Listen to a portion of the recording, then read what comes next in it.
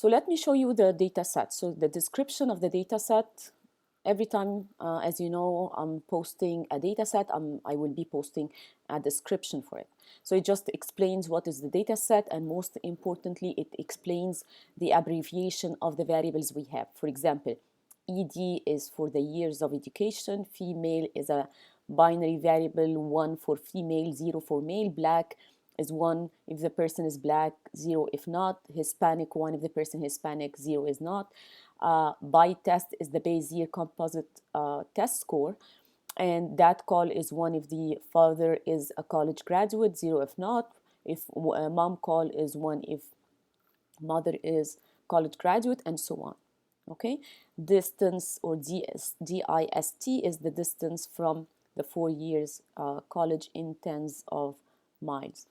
The idea is you basically want to test how the years of education is affected by how far you live from college. But in any case, today we're not going to use all of these variables. We're just going to pick few of them and perform this week's commands. Okay, so when you open the data, when you open the Stata, okay, as I told you before, you have two options. You can use the interactive command where you write here your commands and you see the results right away, which I do not like. I prefer to have a do file. A do file is simply you create a file and you have all the commands right in front of you, and the results are saved in what we call a log file. Okay, so I'm not going to repeat what has been already said in previous videos about the do and the log file. The do is simply a file where you write all your commands, and the log is the output, right? Is the output file where it shows the commands and it shows also the results of the commands. As I said before, you must every time work with a do or a log file, you must submit your do and log file. Otherwise, you will lose points, okay? The points can reach up to 10% of the assignment grade, because if you just answer the questions without showing me that you have a log and you have a do file, then I will doubt how you got the results, okay?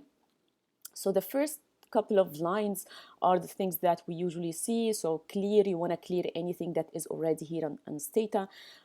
Set more off sometimes when you have a long list of observations and you don't want to see the long list of results. You set more off so that you don't have to see like long lines of results. You set your own directory. Okay, so in my Stata files is the folder that includes everything related to Stata.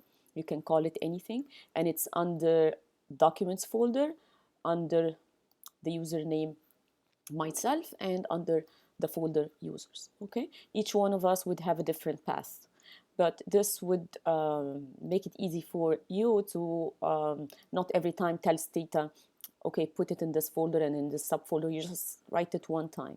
Okay. Let's say if you don't write this, then you would have to cut this part and then paste it under next to in sheet, right? Or and actually paste it here.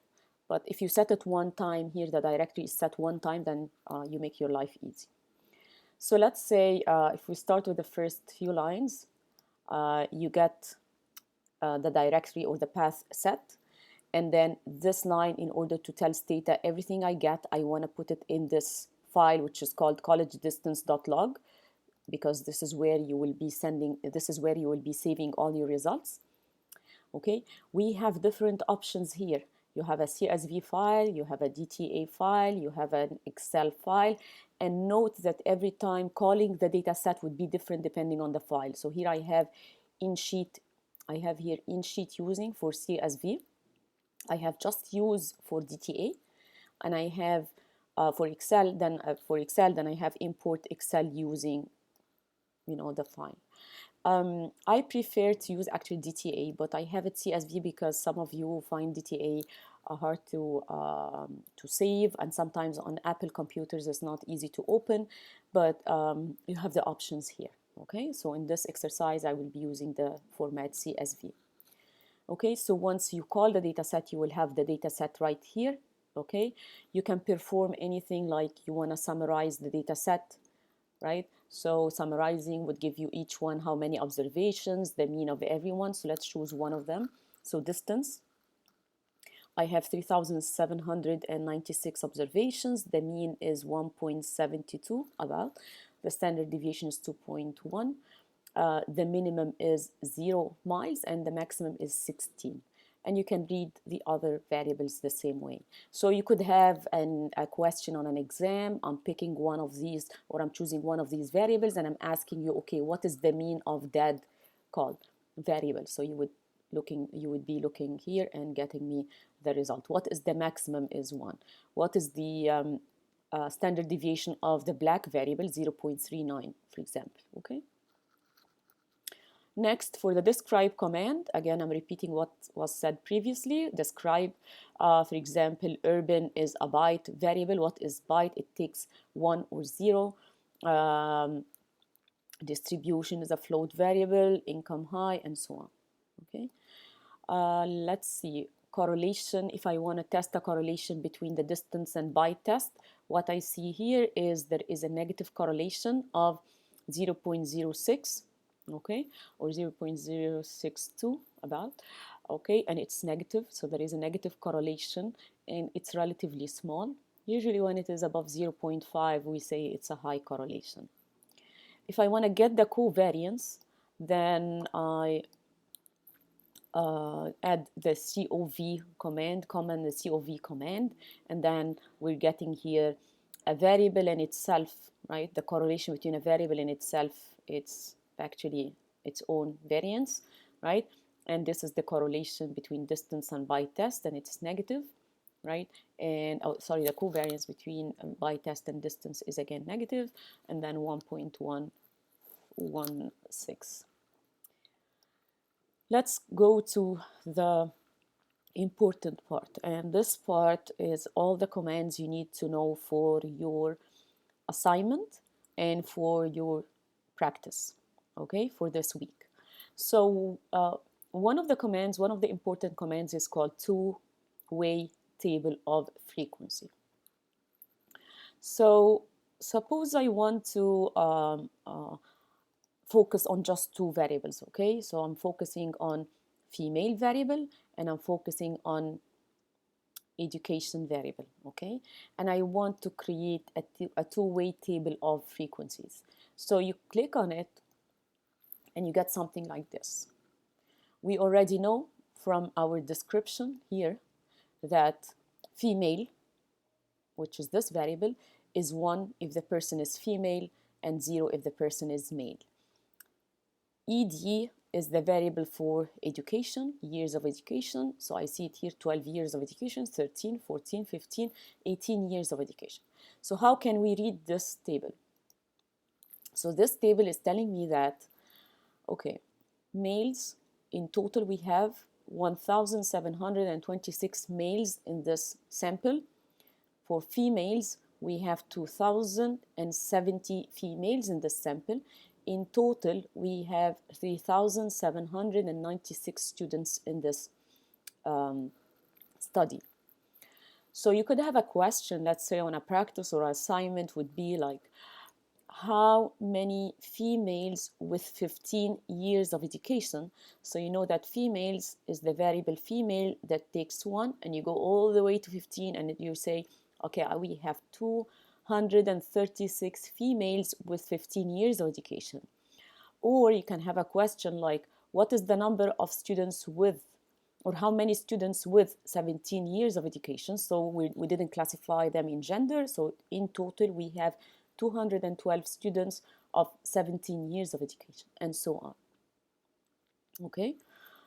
So this table is called a two-way table. Two-way table of frequencies is showing me two variables with their frequency, right? Each one is divided into its observations, and it's divided in terms of a binary variable that takes 0 and 1. We can also do something else. We can do a one-way table of summary statistics. Whatever you see in green are some of the comments that I will talk about later, so forget about this one. So let's focus on, again, two variables, Hispanic and ED for education. Okay, so let me show you Hispan here. Hispan or Hispanic is 1 if the person is Hispanic and 0 if not. Okay, so when you summarize it, I mean like when you execute it, so tabulate Hispan, comma, summarize ED. So you're taking your two variables and you want to see their statistics together. So this one is telling me, okay, so 1, if the person is Hispanic, the mean of education for Hispanics is 13.75, right? 1, let me double check. Yes, Hispanic is 1, okay? So Hispanic students, their mean of education is 13.75 years, right? Based on this sample, we have only 569 Hispanics.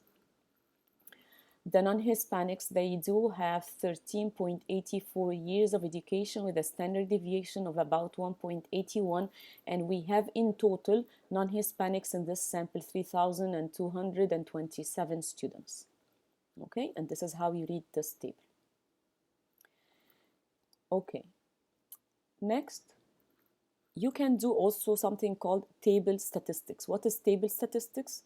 So again, choose any two variables. Again, what I'm choosing here is just randomly. I'm choosing any two variables, but of course, whatever the variables that I'm asking in the practice or the assignment, you will follow the question. So I'm taking two variables, Hispan and education, and I want to know N stands for observations, the number of observations. Mean is the mean of the two variables, standard deviation, coefficient of variation, and quartiles, okay? And I want to put all these statistics in columns, okay? So let's do that. So what we see here is, because I'm minimizing the data window, so that's why you see it in two lines, but usually you would see it in one line. So what we have here is a table of statistics for two variables. Again, we have 3,796 students, right?